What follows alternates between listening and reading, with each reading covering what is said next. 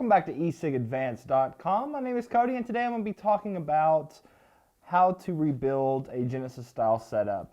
I'm going to be showing you the easiest way that I have found for me personally. I've done the whole oxidation and all that crazy stuff with this. You won't need a blowtorch. You're basically going to need what you see here on my table for the most part. And I'll explain a couple different ways that you can do it. So I'm going to bring it in closer here, show you the tools I have, and we'll get this thing going, guys. Alright guys, now that we're in here a little bit closer, you can kind of see the things that we're going to need to get started. You don't need fluid per se, but you should have it because it's awesome. Going through the list of things that you absolutely do need to do this, you are going to need a bit of mesh. This is my bulk 500 by 500 mesh that I'll be using. You will need some scissors. The best way to do it is to find a drill bit that fits into your wick hole. If you can see that. There we go, on a black background. The one for the eye hybrids, you'll need a 1/8 of an inch drill bit or a 3.2 millimeter. It's about a 3 millimeter hole, so this fits in there nice and snug. You'll also need your Allen wrench, so you can tighten your positive and negative post. And it's always pretty good practice to have a syringe to put your juice in and out. Granted, this is a little bit more specific towards the eye hybrid, but if you have any other ones, a lot of these kind of follow the same thing. You may not need the Allen wrench. That's totally fine. With some of them out there, they use screwdrivers or just thumb nuts. But for the eye hybrid, I have to use this. So we'll see the build I had on here before. This was whenever I was still oxidizing wicks. You can see there. Nothing too fancy, nothing crazy. This is a dual, I'm sorry, not dual coil, a twisted coil that I built a while ago. It's a 3-wrap twisted. Puts out pretty good vapor, but I'm starting to get a little bit of weird flavor on it and that kind of stuff. So I just figured why not do a tutorial and show you guys how to do it the Petar K method. And that's essentially what this is. This is called the Petar K or the Petar K, whatever you want to call it. Us Americans generally call it Petar K. Unless you're a snob, then you call it the Petar K. So I took my little protective thing on there off. I am using stainless steel tank now, just because I cracked about 4 of the glass tanks, and at $10 a pop, I can't really afford that a whole lot. So it's kind of hard to see my juice level, obviously. I just learned to do it by taste. First step you'll need to do is to go ahead and take out the juice that is in there.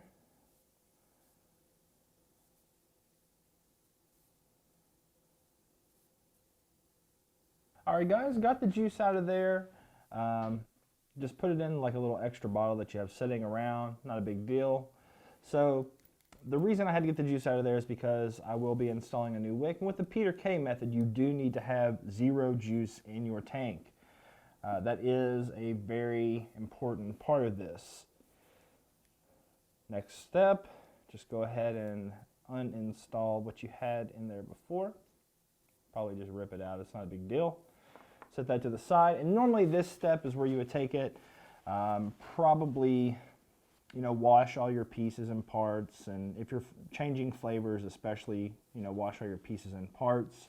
But since I'm just refilling it up with fluid again, that's usually all I vape in my Genesis, just because I love the flavor from it. No need to really do that. Maybe do it once every month or two, just for good hygiene, good cleaning. So the next step we'll have to do is to take our stainless steel mesh. You're more than welcome to use any kind of stainless steel mesh you want. I just happened to buy 500 by 500 whenever it came on the market, and I still have a lot left. I think this used to be a 1 square foot by 1 square foot, and I haven't even used half of it yet for as long as I've been using Genesis. So it's definitely a good bang for your buck. This is also a part that I'm not entirely sure of, exact measurements. What I generally do is just cut a bit of mesh, roll it up. Sometimes it's too long, sometimes it's too much. I haven't really perfected exactly how much you need to cut you know, without being wasteful. So the best thing to do is just to practice. I rarely change my wicks because wicks last a long time. And, you know, I just don't sit there and wrap and wrap and wrap with my Genesis stuff. So, cut a bit of mesh. This is about a finger length. That's kind of a horrible view. Sorry about that, guys. I kind of have big hands, but you know, that's like a finger length or so. And the width, I would say maybe an inch, quarter, 3/4 of an inch. So yeah, pretty easy there. Set that to the side. You can set your rest of your mesh, you know, back in your storing area. And then the next step is to take your drill bit, place that inside your wick hole. Should go right down in there. You can see there's a little wiggle, not much. After that, this is where we're going to wrap our coil. The reason you wrap it around a drill bit is to basically get the shape of the coil. And I'll show you after we're finished kind of how awesome that is. This is 32. This is what I use for my, or our 32 gauge Canthal. This is what I use for my twisted coils. It works really well. It brings your, it's like using 28 gauge if you do a twisted 32. I like it a lot.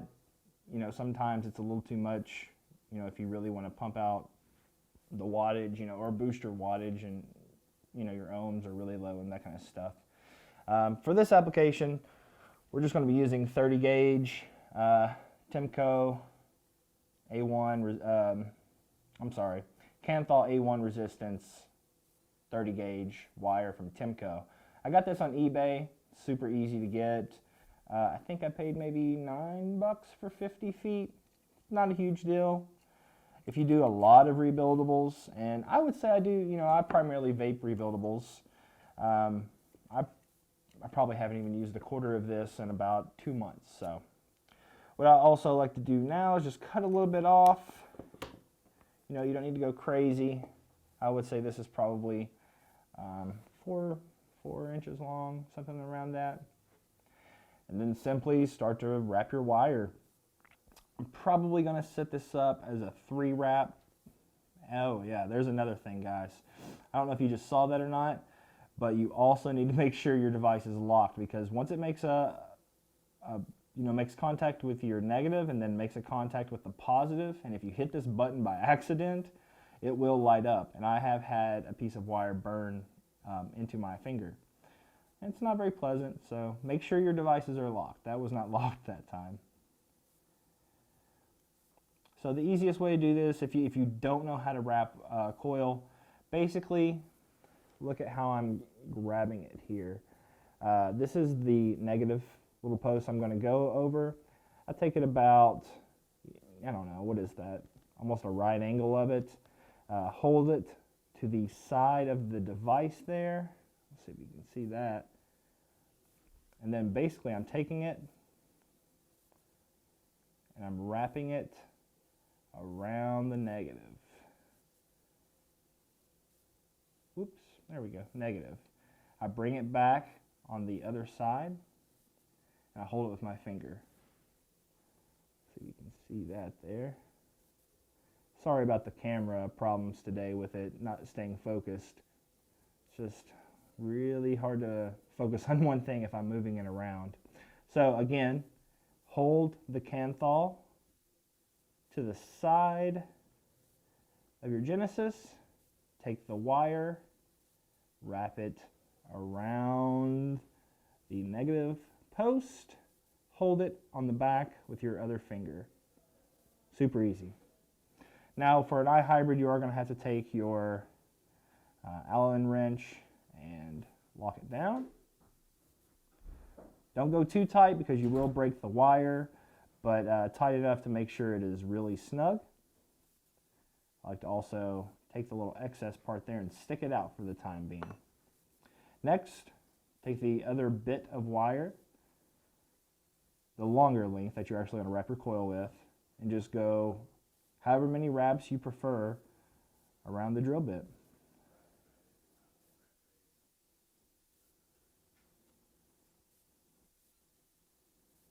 Like I stated before, I'm just going to do 3 wraps. After you're done with your 3 or however many wraps you're going to do, wrap it around your positive post. Tighten it down thumb tight. And if you want, don't crank this down as well because it will snap. Just give it a little extra yank on it.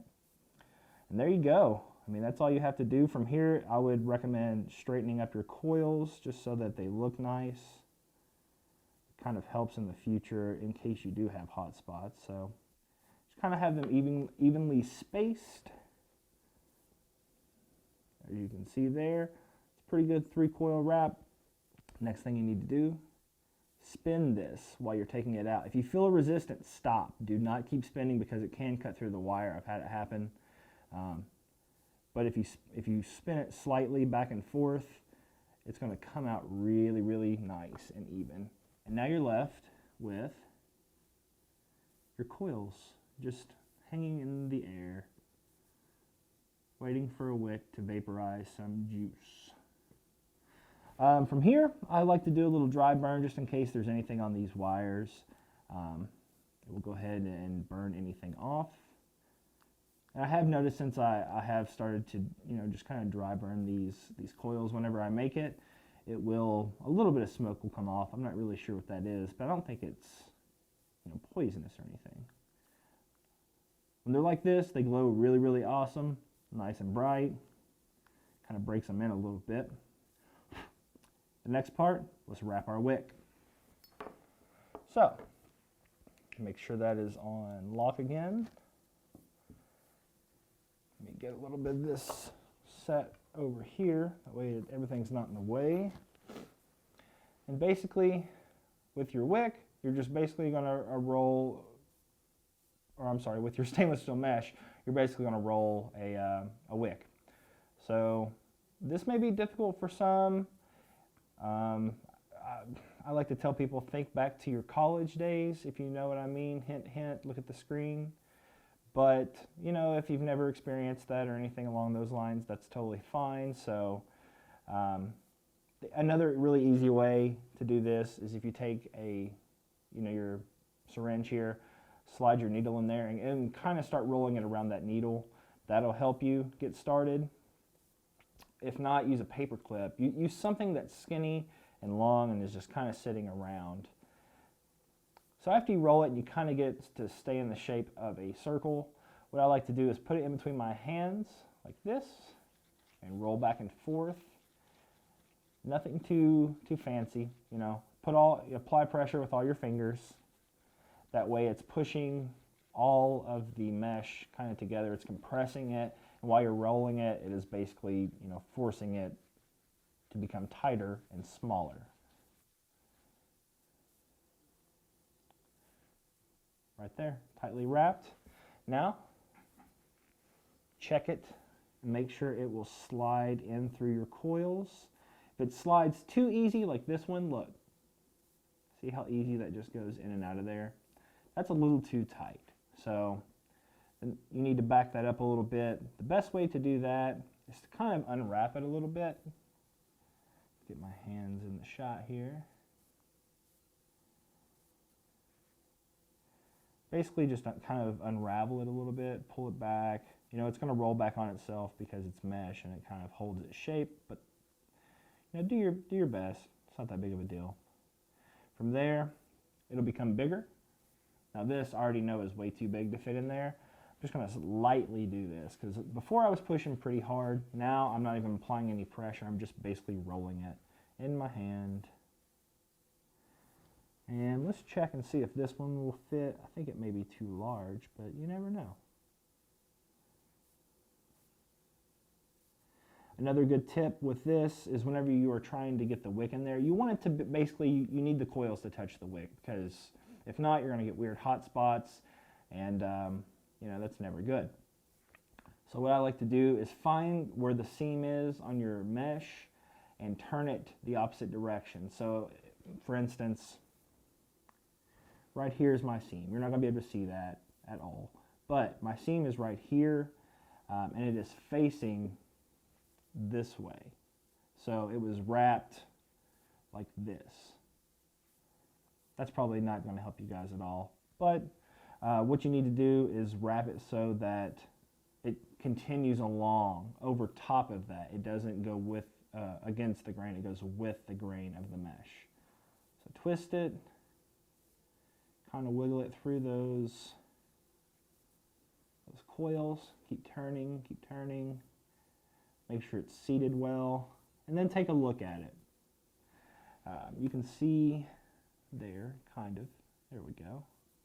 See it's sitting in there, see it's through the coils. I did make it way too long. Hey, that's okay.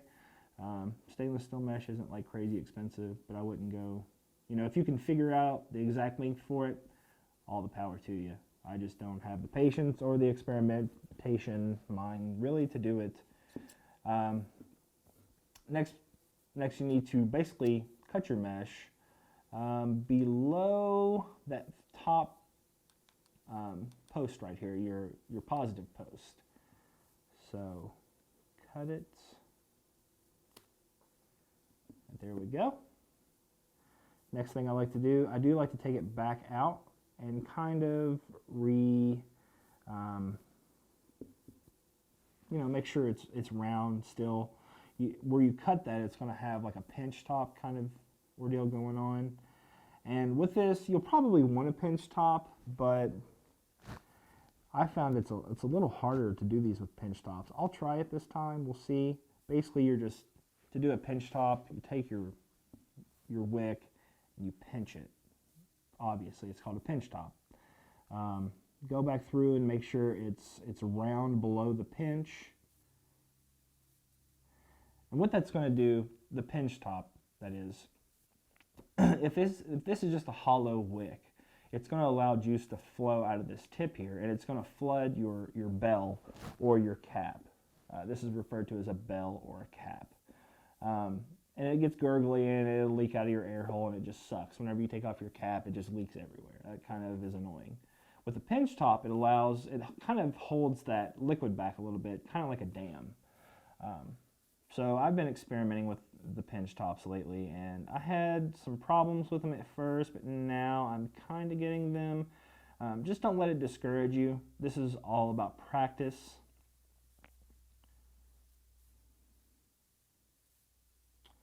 So sit it down in there, make sure it looks nice. I have noticed that this top portion here is going to give me a little bit of problems, and I will show you why. If you can see, where I did the pinch top, this back portion here is not really touching any mesh. That's going to cause a hot leg, is what a lot of people like to say. Or it's just this top coil is going to burn really way too much. So I'm going to do this off camera. I'm basically just going to unscrew this top a little bit, wrap it a little bit more closely to this mesh. Not completely rewrap the whole thing, but just rewrap that top coil just a touch, and I'll come back when I have it finished. Alright guys, I'm back with it here. Just did a little finagling. Nothing too crazy. I just made sure it was a little tighter on that top coil. You also want to make sure your wick is kind of centered. You don't want your wick touching the positive post. It can create a short.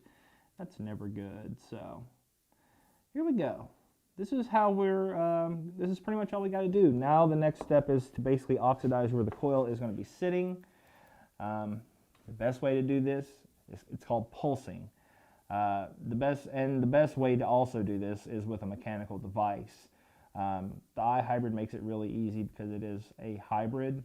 It's a mechanical and a Genesis all built into one. But if you are using Genesis atomizers, buy yourself a cheap mechanical. If not for this purpose, for the experimentation you can do with just straight voltage. So next step, we're going to pulse this. If you don't know what pulsing is, it's basically on, off, on, off, on, off, on, off.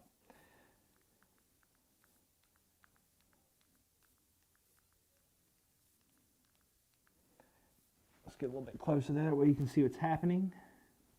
Now you're going to see shorts all over this.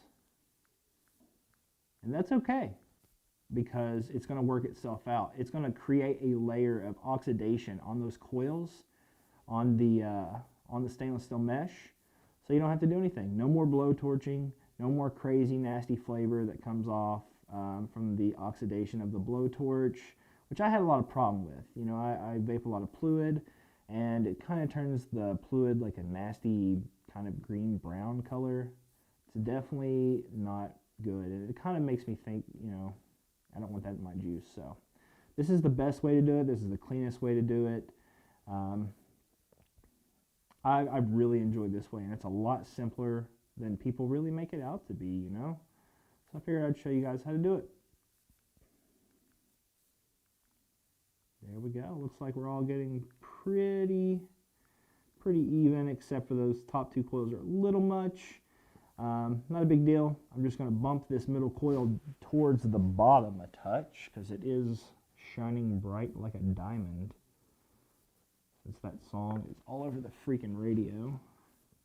Again, after you do anything to it, pulse, because you would hate to completely destroy what you've already done so far. And yeah, now we're getting a nice, really nice even glow. And this is going to be low, you know. This is only a 3 wrap with 30 gauge, probably, I would guess sub-ohm, but I'm not entirely sure. I don't have a multimeter with me to check it. So, yeah, nice clean glow. So, I'm going to fill this up with just a little bit of juice, and we'll try it out. All right, guys, we got juice in it. Got the cap back on. Got my little protector on, although that serves really no purpose right now except for aesthetic looks. And this is custom, and I had this custom colored, custom engraved. So if you ask me, it is an iHybrid, but it is a custom iHybrid that I had made for myself. Here's side vapes.